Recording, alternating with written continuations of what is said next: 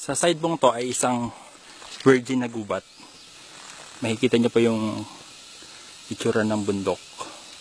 Pero, tatalikid po tayo unti-unti. Magugulat po kayo. Ayan.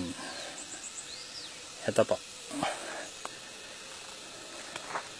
Ganyang kaganda ang ating kagubatan ngayon. Kapkaway. So balik tayo is magandang gubat.